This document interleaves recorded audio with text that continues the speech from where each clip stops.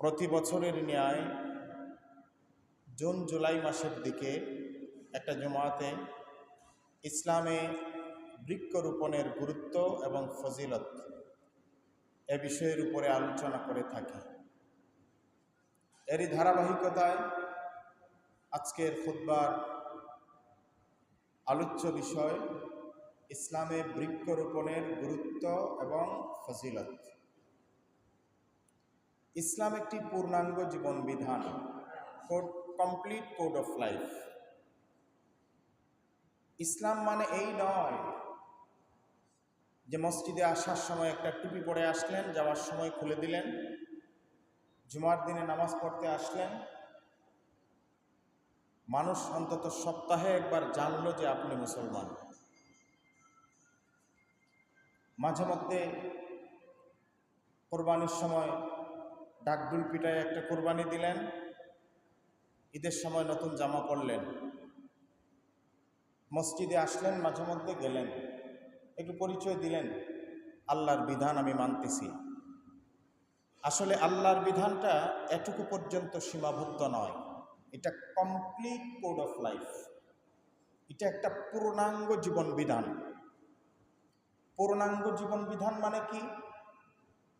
পূর্ণাঙ্গ জীবন বিধান হচ্ছে একটা মানুষ জীবন চলার ক্ষেত্রে তার ব্যক্তি জীবন, পারিবারিক জীবন, সামাজিক জীবন, রাষ্ট্রীয় জীবন, পরিবেশগত সুযোগ সুবিধা, প্রত্যেকটা বিষয়কেই বোঝায়।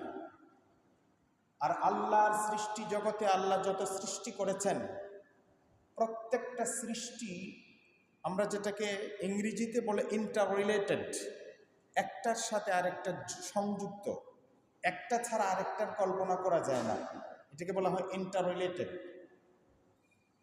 অতএব আল্লাহ পাক এই পৃথিবীতে যত সৃষ্টি করেছেন, হাকিকতে শেষ পর্যন্ত প্রত্যেকটা সৃষ্টি আল্লাহ পাক মানুষের কল্যাণে করেছেন, মানুষের সেবায়, মানুষের উপকারের জন্য করেছেন।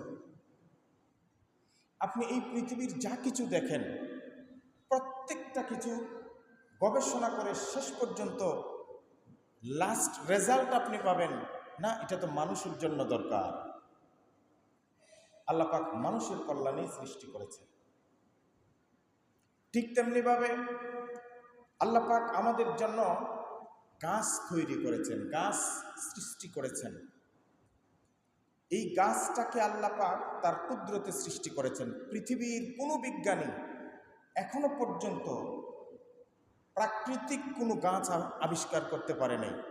আর্টিফিশিয়াল গাছ আবিষ্কার করেছে, আর্টিফিশিয়াল ফুল আবিষ্কার করেছে, আর্টিফিশিয়াল অনেক কিছু আবিষ্কার করেছে, ইন্টেলিজেন্ট আবিষ্কার করেছে। কিন্তু আপনি দেখবেন ফুলের তোড়াটা দেখতে সুন্দর, কিন্তু এটা প্লাস্টিকের, এটা দেখতেই সুন্দর, এটার কোনো নাই, ফজিলত নাই, এটার কোনো উপকারিতা নাই। এই গাছটাকে আল্লাহ পাক তার সম্পূর্ণ কুদরতে সৃষ্টি করেছেন। আল্লাহর কুদরত ছাড়া একটা গাছও হবে না। আল্লাহ পাক কোরআনে বলেছেন, আল্লাহ রাব্বুল আলামিন বলেন, ওয়া হুয়াল্লাযী আনজালা মিনাস সামাই মাআন ফাআখরাজনা বিহি নাবাতা কুল্লি শাইইন ফাআখরাজনা মিনহু খাদিরান নুখরিজু মিনহু হাব্বান মুতারাকিবা। এখানে আল্লাহ পাক একটা গাছের সম্পূর্ণ প্রক্রিয়াটা, প্রসেসটা করেছেন। প্রসেসটা কি? আল্লাহ পাক বলেছেন অন্য আয়াতে, তুলিজুল লাইলা ফিন নাহারি ওয়া তুলিজুন নাহারা ফিল লাইল ওয়া তুখরিজুল হাইয়্যা মিনাল মাইয়িতি ওয়া তুখরিজুল মাইয়িতা মিনাল হাইয়্য। আল্লাহ এমন একজন সত্তা যিনি মৃত থেকে জীবিত জিনিস আবিষ্কার করেন, আবার জীবিতটা থেকে মৃতটা আবিষ্কার করেন, বের করেন। মৃত থেকে জীবিত বের হয়, আবার জীবিত থেকে মৃত বের হয়। কিভাবে জীবিত থেকে মৃত কিভাবে বের হয়? মুরগিটা জীবিত, এটা থেকে ডিম বের হয়, ডিমটা মৃত। সুবহানাল্লাহ। আবার এই মৃত ডিমটা থেকে আবার আরেকটা জীবিত ডিম আল্লাহ প্রসেস করে বের করেন। সুবহানাল্লাহ। একটা গাছ থেকে ফল আসলো, ফল আসার পরে এটার একটা বীজ, একটা ফলের বীজ, এটা কি জীবিত না মৃত? মৃত। তাজা থাকতে পারে কিন্তু তার মধ্যে প্রাণ নাই। এই বীজ থেকে আল্লাহ রাব্বুল আলামিন গাছ উৎপন্ন করেন। কিভাবে করেন? আল্লাহ প্রসেসটা বলেছেন, ওয়াহুয়াল্লাযী আনজালা মিনাস সামাই মাআন, তিনি তো সেই মহান সত্তা যিনি আসমান থেকে বৃষ্টি বর্ষণ করেন। সুবহানাল্লাহ।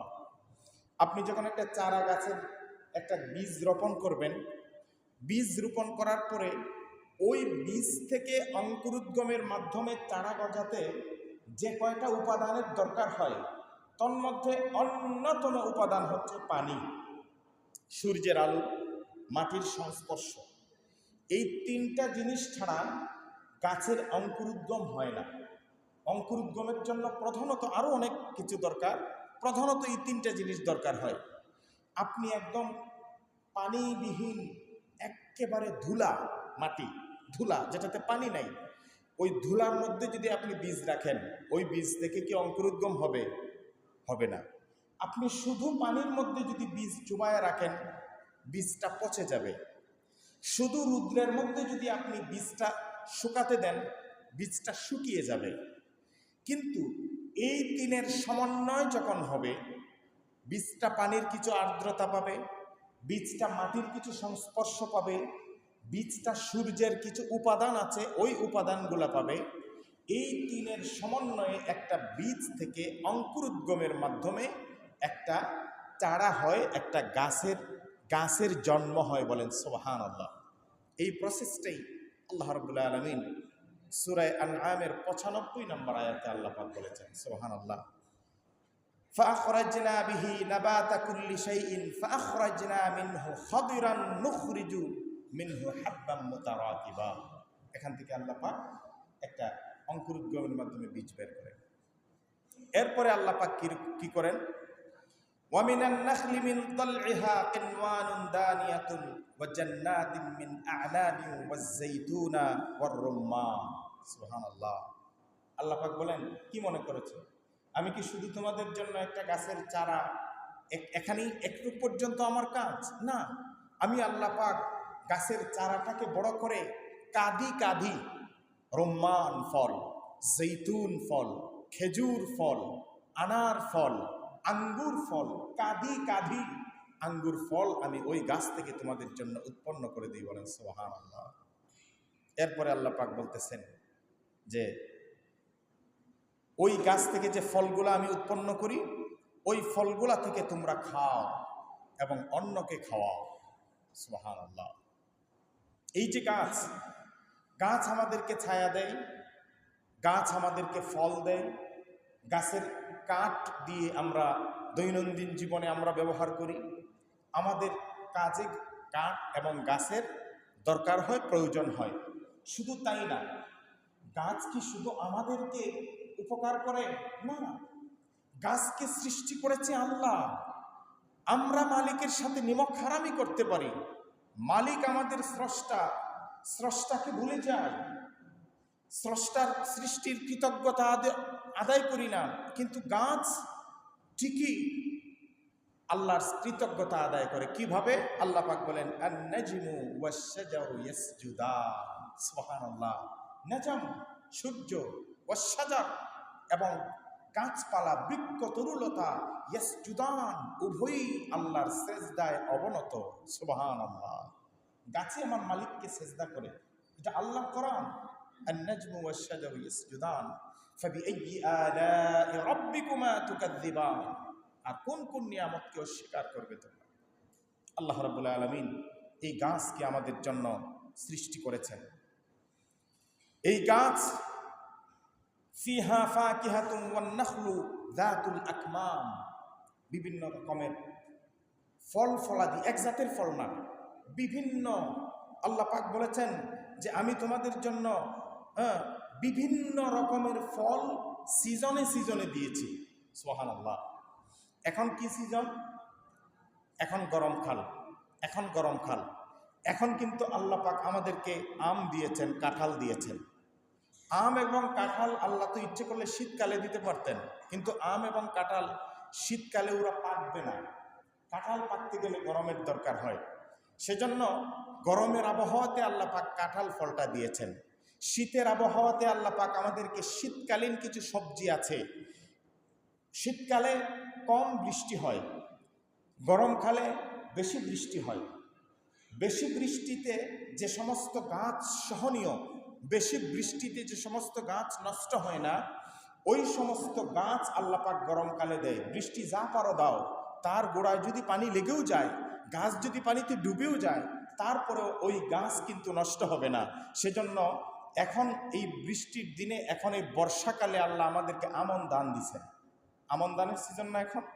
আমন ধান আপনি 3 হাত 4 হাত 5 হাত পর্যন্ত পানি হয়ে গেল, আমন ধান বলে মরবো না, পানির সাথে সাঁতরাই উঠবো। সুবহানাল্লাহ। সেজন্য আমন ধানটা আল্লাহ দিয়েছেন বৃষ্টির দিনে। যে এই আমন ধানটা যদি আল্লাহ পাক এই বৃষ্টির দিনে যদি আপনি আমন ধান না করে ইরি দান করেন, ইরি ধানের গাছ লম্বা হয় 1 থেকে 1.5 হাত, 1 থেকে 1.5 হাত লম্বা ধান এত 4 হাত 5 হাত হাওরের পানিতে কি টিকবে? টিকবে না।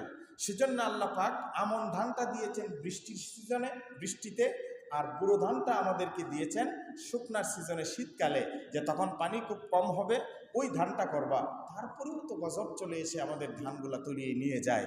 আল্লাহ পাক শীতকালীন কিছু সবজি আছে, ওই সবজিগুলা বেশি বৃষ্টি নিতে পারে না, বেশি বৃষ্টি নিতে পারে না, আবার বৃষ্টির দরকার। আল্লাহ বলেন, বান্দা তুমি বৃষ্টির টেনশন করো না, অতিবৃষ্টিতে তোমার সবজির ফসল নষ্ট হয়ে যাবে, তো আবার বৃষ্টি না হলেও সবজি হবে না। সেজন্য আমি শীতকালের ঘন কুয়াশার ছোট ছোট শিশিরের পানির ছোট ছোট কণা দিয়া রাতের বেলা আমি তোমার ফসলের গাছগুলাকে ভিজিয়ে দেব। বলেন না সুবহানাল্লাহ।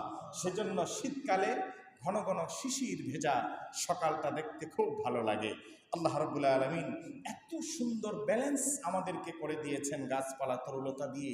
এই ব্যালেন্সটুকু আল্লাহ পাক কি জন্য করেছেন? মানুষের জন্য করেছেন। সুবহানাল্লাহ।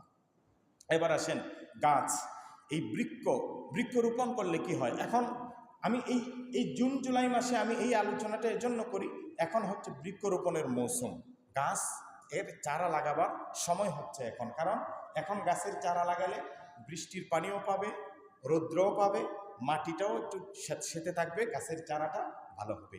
আল্লাহ রাসূল সাল্লাল্লাহু আলাইহি ওয়াসাল্লাম সহিহ বুখারীর 2320 নম্বর হাদিস আল্লাহ নবীজি ইরশাদ করেছেন, আল্লাহর হাবিব বলেন, মা মিন মুসলিমিন ইয়াগরিসু গারসান আও ইয়াজরাউ যারআন ফায়াকুলু মিনহু তায়রুন আও ইনসানুন আও বাহিমাতুন ইল্লা কানা লাহু বিহি সাদাকা। আল্লাহর নবী বলেন, কোন মুসলমান যদি একটা গাছের চারা লাগায়, একটা বৃক্ষ রোপণ করে, ওই গাছটা যদি বড় হয়, ওই গাছের দ্বারা যদি কোনো মানুষ উপকৃত হয়, ওই গাছের ডালে যদি কোনো পাখি বসে, ওই গাছের মগ ডালে যদি কোনো পাখি বাসা বাঁধে, ওই গাছের ছায়ার নিচে বসে যদি কোনো পথিক তার ক্লান্তি নিবারণ করে ছায়া দেয়, আল্লাহ রাব্বুল আলামিনের হাবিব বলেন, যে ব্যক্তি গাছ রোপণ করেছে, আল্লাহ পাক তার আমলনামায় সাদকায়ে জারিয়ার সওয়াব দিতে থাকবে। সুবহানাল্লাহ। আপনি একটা গাছের চারা লাগিয়েছেন, ওই গাছের ডালে একটা পাখি বসবে, আল্লাহর সৃষ্টি। আল্লাহ পাক বলেন, বান্দা তুমি এই গাছের পাখিটাকে বসার একটা ব্যবস্থা করে দিয়েছো, যাও, এটার জন্য আমি তোমাকে নির্ভেজাল সাদকায়ে জারিয়ার সওয়াব দিয়ে দিলাম। সুবহানাল্লাহ। এরপরে দেখেন সহিহ মুসলিমের 1552 নম্বর হাদিস, আরো মজার হাদিস। আল্লাহর নবী বলেন, মা মিন মুসলিমিন ইয়াগরিসু গারসান ইল্লা কানা উকিলা মিনহু লাহু সাদাকা ওয়া মা সুরিকা মিনহু লাহু সাদাকা ওয়া মা আকালা আস-সাবউ মিনহু ফাহুয়া লাহু সাদাকা ওয়া মা আকালাতিত তায়রি ফাহুয়া লাহু সাদাকা ওয়া মা ইয়াজরাউহু আহাদুন ইল্লা কানা লাহু বিহি সাদাকা। সুবহানাল্লাহ। আল্লাহর নবী বলেন, কোন মুসলমান যদি একটা গাছ লাগায়, তাহলে ওই গাছের ফল যদি কেউ খায়, তাহলে তার আমলনামায় সাদকায়ে জারিয়ার সওয়াব হয়ে যাবে। এমনকি ওয়ামা সুরিকা মিনহু লাহু সাদাকা, ওই গাছের ফল যদি কেউ চুরি করে খায়, তারপরেও যে গাছ লাগাইছে তার সাদকায়ে জারিয়ার সওয়াব হয়ে যাবে। বলবেন, হুজুর চুরি করলেও সদকার সওয়াব? চুরি করলেও সাদকায়ে জারিয়ার সওয়াব পেয়ে যাবে। কে চুর পাবে না গাছ লাগাইছে যে সে পাবে? উল্টা ফতোয়া বুঝিয়েন না। ওয়ামা সুরিকা লাহু ফাহুয়া সাদাকা। যদি কেউ গাছের ফল চুরি করে খায় তাহলে সাদকার সওয়াব হবে কার? চোরের নাকি বৃক্ষরোপণকারীর? বৃক্ষরোপণকারীর। কারণ হচ্ছে চোরের চুরির অপরাধে তার শাস্তি হবে, সে চুরি করেছে, সে তার শাস্তি পাবে। কিন্তু আল্লাহর সৃষ্টি তো চুরি করে সে খাইছে, তো চুরি করে সে খাইছে, তো সুতরাং সে যে খাইছে আল্লাহর একটা সৃষ্টি জীব, মানুষ খাইছে, সেজন্য যে গাছ লাগাইছে আল্লাহ পাক তাকে বঞ্চিত করবে না। চুরির শাস্তি চোর পাবে, কিন্তু যে গাছ লাগিয়েছে সে তার সওয়াব থেকে, সদকা থেকে বঞ্চিত হবে না। ওই গাছের ফল যদি কোনো পাখি খায়, ওই গাছের ফল যদি কোনো পাখি খায়, আল্লাহ পাক আপনার আমল নামার মধ্যে সদকায়ে জারিয়ার সওয়াব দিয়ে দিবেন। সুবহানাল্লাহ। আল্লাহর হাবিব সাল্লাল্লাহু আলাইহি ওয়াসাল্লাম অন্য একটা হাদিস, আন আবি দারদা আন্না রাজুলান মাররা বিহি ওয়া হুয়া ইয়াগরিসু গারসান বিদামিশকিন ফাকালা লাহু আতাফআল হাযা ওয়া আনতা সাহিবু রাসূলিল্লাহি সাল্লাল্লাহু আলাইহি ওয়াসাল্লাম ফাকালা আলা তাজআল আলা সামি'তু রাসূলুল্লাহি সাল্লাল্লাহু আলাইহি ওয়াসাল্লাম মান গারাসা গারসান লাম ইয়াকুলু মিনহু আদামি ওয়ালা খালকুম মিন খালকিল্লাহি আযজা ওয়া জাল্লা ইল্লা কানা লাহু সাদাকা। সুবহানাল্লাহ। দেখেন হাদিস, হযরত আবু দারদা রাদিয়াল্লাহু তাআলা বুজুর্গ মানুষ ছিলেন, আলেম মানুষ ছিলেন এবং অত্যন্ত পরহেজগার মানুষ ছিলেন। এখান থেকে একটা দৃষ্টিভঙ্গির কথা আপনাদেরকে এখন বলবো।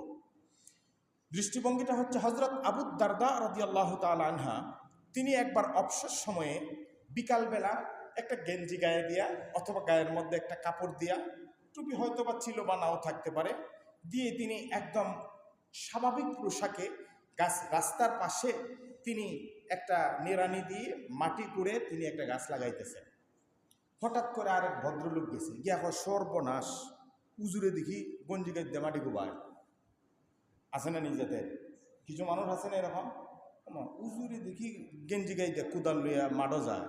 আরে না, হুজুরে তোমার দাওয়াত খাইতো, খালি সিন্নি খাইতো, হুজুরে কেড়ে ব্যবসা করতো, হুজুরে কেড়ে দোকানদারি করতো, হুজুরে কেড়ে অন্যভাবে রুচি করতো। ভাব, মানুষের মাইন্ড সেট আপ হয়ে গেছে, একটু আন্ডার মানে লিমিট করে মানুষ। কথা বুঝতে পেরেছেন? ওই সাহাবী এসে, ও আরেকজন লোক এসে বলতেছে, আতাফআল হাযা ওয়া আনতা সাহিবু রাসূলিল্লাহি সাল্লাল্লাহু আলাইহি ওয়াসাল্লাম, আপনি এই কাজ করছেন, আপনি তো আল্লাহর নবীর সাহাবী, আপনি তো তাসবিহ পড়বেন, নামাজ পড়বেন আর আল্লাহ বিল্লাহ করবেন, মানুষের সিন্নি দিলে খাইবেন, নাইলে বসে থাকবেন, আপনি তো বাটি নিয়ে বসে থাকবেন। হযরত আবু দারদা রাদিয়াল্লাহু তাআলা আনহু তিনি জবাবে বললেন, ফাকালা লা তাহজাল আলাইয়া, আমি কেন সেটা করব না।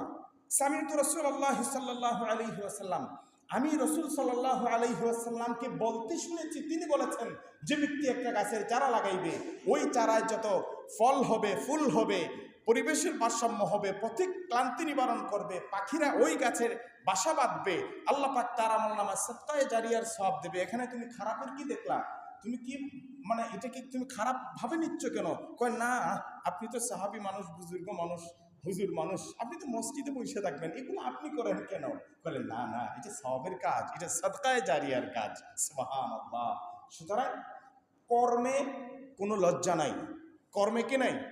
লজ্জা নাই। অনেক সময় আমি শ্রমিকের অধিকারের সময় কথা বলার সময় বলছিলাম, আমাদের দেশে আমরা বিভিন্ন শ্রমকে আমরা অবমূল্যায়ন করি। একজন রিক্সা ড্রাইভারকে আমরা অবমূল্যায়ন করি, যে রিক্সা চালায়, আরে বেটা রিক্সা চালায়, তোর মতো ডাকায় চোর কলমে কোচা দিয়ে যে টাকা রুজি করস, তোর টাকার চেয়ে অনেক অনেক অনেক পরিষ্কার এবং হালাল টাকা রিক্সা ড্রাইভারের টাকা। আছে কিনা বলেন? এরকম আছে, অনেক মানুষ আছে, রিক্সা চালায়, মানে তাকে ছোট করে দেখে না। কোনো কাজকেই ছোট করে দেখবেন না, প্রত্যেক কাজের প্রতি শ্রদ্ধাশীল হবেন। আপনি যে একজন রিক্সা চালককে আপনি ছোট করে দেখছেন, আপনি রিক্সা না হইলে আপনি অফিসে যাবেন কেমনে? আবার সবাই যদি রিক্সা চালায়, অফিস চালাবে কে? আল্লাহ তো একটা ব্যালেন্স করে দিয়েছেন। সবাই যদি মেথরের কাজ করে তাহলে তো সমাজ চলবে না। আবার কেউ না কেউ যদি মেথরের কাজ না করে, তাইলে আপনার টাঙ্কি পরিষ্কার করবে কে? আপনাকে তো টাঙ্কি পরিষ্কার করা লাগবে। সুতরাং আল্লাহ পাক এটাকে ব্যালেন্স করে দিয়েছেন। সুতরাং যার যে কর্মটা আছে, প্রত্যেকের কর্মকে আপনি সম্মানের চোখে দেখবেন। চুরিকে ঘৃণা করবেন, কর্মে উৎসাহিত করবেন, কর্মকে কোনোদিন ছোট করে দেখবেন না। আল্লাহ রাসূল সাল্লাল্লাহু আলাইহি সাল্লাম আরও বলেছেন যে কোনো মানুষ, যে আল্লাহ রাসূল সাল্লাল্লাহু আলাইহি সাল্লাম বলেছেন, ওয়া ইন কামাত আলাইয়া আহাদিকুমুল কিয়ামাহ, আপনি খবর পেয়েছেন কিয়ামত হয়ে যাচ্ছে, কিয়ামত চলে আসতেছে, ধ্বংস হয়ে চলে আসতেছে। আমি হবিগঞ্জে আছি, ওই তো মাধবপুর ব্রাহ্মণবাড়িয়া পার হয়ে মাধবপুর চলে আসছে। আল্লাহ রাসূল সাল্লাল্লাহু আলাইহি ওয়াসাল্লাম বলেছেন ওয়া ফি ইয়াদিহি ফাসিলাতুন ফালইয়াগরিসহা, তা এমত অবস্থায় তার হাতে একটা গাছ আছে, গাছ আছে। পৃথিবী ধ্বংস হয়ে যাবে, শুরু হয়ে গেছে, চলে আসতেছে। এখানে অলিপুর পার হয়ে গেছে, এতক্ষণ কথা বলতে বলতে অলিপুর পার হয়ে গেছে, কিছুক্ষণের মধ্যেই চলে আসবে। আল্লাহ নবী বলেন ওয়া ফি ইয়াদিহি ফাসিলাতুন, এমত অবস্থায় যদি তোমার হাতে একটা গাছ থাকে ফালইয়াগরিসহা, তুমি গাছটা রোপণ করে নাও। কিছুক্ষণ পরে গাছটা ধ্বংস হয়ে যাবে, কিয়ামত হয়ে যাবে, কিন্তু তুমি যে গাছটা রোপণ করেছো তার সাদকায়ে জারিয়ার সওয়াব তুমি কিয়ামতে পেয়ে যাবে। সুবহানাল্লাহ। আল্লাহ রাসূল সাল্লাল্লাহু আলাইহি ওয়াসাল্লাম বৃক্ষরোপণের উপর এত উৎসাহিত করেছেন। আল্লাহ রাসূল সাল্লাল্লাহু আলাইহি ওয়াসাল্লাম অন্য জায়গায় আরেকটা হাদিস বলেছেন, মান আহইয়া আরদান মাইতাতান ফাহিয়া লাহু, যদি কোনো অনাবাদি জায়গা কেউ আবাদ করে, যদি অনাবাদি কোনো জায়গা কেউ আবাদ করে, আল্লাহ রাসূল বলেছেন ফাহিয়া লাহু, ওই জায়গার মালিক সে। সুবহানাল্লাহ। এই হাদিস দ্বারা আপনি আবার বললেন না যে পাহাড়ের সরকারি জায়গা কিছু আছে, জঙ্গল, জঙ্গল পরিষ্কার করে যায় এখানে একটা ঘর উঠে এলাই। আল্লাহ রাসূল তো সাল্লাল্লাহু আলাইহি ওয়াসাল্লাম বলেছেন তো মান আহইয়া আরদান মাইতাতান ফাহিয়া লাহু, যে ব্যক্তি কোনো অনাবাদি জায়গা, পতিত জায়গা আবাদ করলো, ফাহিয়া লাহু, ওই জায়গার মালিক সে। আল্লাহ রাসূল তো বলেছেন। সুতরাং এই হাদিস অনুযায়ী জমি দখল করতে থাকো, ভূমি খেকুর মতো জমি দখল করতে থাকো, না ভাই, এটা না। তৎকালীন সময়ে আরবে প্রচুর জায়গা, এখনো আরবে প্রচুর জায়গা আছে, পড়ে আছে, এগুলা মানে যুগ যুগ ধরে পড়ে আছে। আমাজন জঙ্গলে এমনও জায়গা আছে, হযরত আদম সৃষ্টির পর থেকে এখনো পর্যন্ত রোদের ছায়া পড়ে নাই, রোদের ছায়া পড়ে নাই। আমাজন জঙ্গলে এমন জঙ্গল আছে, যেই জঙ্গলের উপরে বৃষ্টির পানি পড়লে 10 মিনিট লাগে ওই পানিটা নিচে আসতে। পাতার পাতা, একটা পাতার উপরে আরেকটা পাতার উপরে পানি পানি পানি ঝরে ঝরে পড়তে পড়তে 10 মিনিট লাগে ওই পানিটা নিচে মাটিতে আসতে। এমন জায়গাও আছে, এমন অনাবাদি জায়গা আছে। তৎকালীন সময়ে প্রচুর অনাবাদি জায়গা ছিল, আর মানুষগুলো ছিল অলস, মানুষগুলো ছিল অলস, অর্থাৎ এত কাজকর্ম করতো না। সেজন্য আল্লাহ রাসূল সাল্লাল্লাহু আলাইহি ওয়াসাল্লাম বলেছেন যে মান আহইয়া আরদান মাইতাতান ফাহিয়া লাহু, যে ব্যক্তি অনাবাদি জায়গা আবাদ করে এখানে চাষবাস করবে, ওই জায়গাটাকে আবাদ করে ওই জায়গাটাকে একটু সুন্দর রূপ দেবে, ফাহিয়া লাহু, ওই জায়গার মালিক সে হয়ে যাবে। এটা তৎকালীন সময়ের জন্য ছিল। ওই হাদিস আমল করে আবার এখন যায়েন না পাহাড় দখল করার জন্য। আল্লাহ রাসূল সাল্লাল্লাহু আলাইহি ওয়াসাল্লাম বৃক্ষরোপণের উপরে আমাদেরকে অনেক তাগিদ দিয়েছেন। দেখেন, বৃক্ষ শুধুমাত্র আমাদের ফল ফুল দেয় না, বৃক্ষ আমাদের পরিবেশের ভারসাম্য রক্ষা করে। একটা দেশের পরিবেশের ভারসাম্য রক্ষা করার জন্য মোট আয়তনের 25% বনাঞ্চল থাকা দরকার। যদি 25% বনাঞ্চল না থাকে তাহলে ওই দেশের পরিবেশের ভারসাম্য রক্ষা হয় না। শুধুমাত্র সমতল দিয়া দালান কোটা বিল্ডিং দিয়া মানুষ সুখে শান্তিতে থাকতে পারে না। বাংলাদেশের সর্বশেষ পরিসংখ্যান অনুযায়ী 2025 সালের 26-এরটা এখনো বের হয় নাই, পরিসংখ্যান অনুযায়ী বের হয়েছে মাত্র বাংলাদেশে আছে 14% মোট আয়তনের বনাঞ্চল। আমি এটা বিশ্বাস করি না। এই স্ট্যাটিস্টিক্সের উপরে আমার একটু মানে সন্দেহ আছে, কারণ যেই পরিমাণে পাহাড় কাটা হচ্ছে, আমাদের দেশের কিছু ভদ্রলোকেরা যেই পরিমাণে এক্সকেভেটর লাগাইয়া পাহাড় কাটতেছে, ওই পাহাড় কাটার পরে 14% থাকতে পারে না, এমনিতেই কম, আরও কম। বেসরকারি একটা জরিপ আমার বুঝে পড়ছে, তারা বলছে বাংলাদেশে 11% বনাঞ্চল এখনও আছে পরিবেশের ভারসাম্য রক্ষা করার জন্য। থাকার কথা 25, আছে 11, এরপরেও কাটা বন্ধ হয় নাই। গাছ কাটতেছে, পাহাড় কেটে মাটি বিক্রি করতেছে। এই যে গাছ কাটতেছে, পাহাড় কাটতেছে, পাহাড় উঁচু থাকা দরকার, ওইটাকে উঁচু করতেছে না, এটাকে সমান করতেছে। এটাকে কি করতেছে? সমান করতেছে, মানে উঁচু জায়গাটাকে নিচু করতেছে, আর যেটা নিচু থাকার কথা এটাকে গর্ত করতেছে। জমিন আল্লাহ পাক ব্যালেন্স করে দিয়েছেন। জমিনের মধ্যে ড্রেজার মেশিন লাগাইয়া দেখবেন বিভিন্ন জলাশয়ের মধ্যে 20 ফুট, 40 ফুট, 50, 70 ফুট নিচ পর্যন্ত মাটি কেটে উঠায় ফেলতেছে। জমিনটা যদি গর্ত বেশি হয়ে যায়, ভারসাম্য থাকে না, আর্থকুয়েকের মানে ঝুঁকি বাড়ে। আপনি জমিনটা যেই জায়গাটা যে লেভেলে থাকার কথা, পাহাড়গুলা পেরেক, ওই পাহাড়টাকে পাহাড়ের মতো থাকতে দেন। জমিনটা সমতল, ওইটাকে সমতল থাকতে দেন। আপনার সাগর, নদী নালাগুলা যেভাবে আছে, নদী নালাগুলোকে ওইভাবে থাকতে দেন। নদী নালাগুলোকে ওইভাবে থাকতে দিচ্ছি না, পলিথিন, ব্যাগ, ময়লা আবর্জনা ফেলে নদীর নাব্যতা কমায়া, নদীটা গর্ত থাকার কথা এটাকে উঁচু করে ফেলতেছি, পাহাড়টা উঁচু করার কথা কেটে সমান করে ফেলতেছি, জমিনটা সমতল থাকার কথা জমিনটাকে ড্রেজার দিয়া কেটে ছিদ্র করে জমিনের ভারসাম্য নষ্ট করে দিচ্ছি। সব উল্টাপাল্টা কাজ করতেছি আমরা। এই উল্টাপাল্টা কাজ করার জন্য জমিনের ব্যালেন্স নষ্ট হয়ে যাচ্ছে, প্রাকৃতিক দুর্যোগ বাড়তেছে, আর্থকোয়েক ভূমিকম্পের ঝুঁকি বাড়তেছে, পরিবেশের ভারসাম্য, এনভায়রনমেন্টাল চেঞ্জ, ক্লাইমেট চেঞ্জ হচ্ছে, পরিবেশ চেঞ্জ হচ্ছে। গরমের সময় শীত, শীতের সময় গরম, গরমের সময় অতি গরম, শীতের সময় শীত, অতি শীত, আবার মানে একটা অতিবৃষ্টি অনাবৃষ্টি, ভারসাম্যহীনতায় আমরা ভুগতেছি।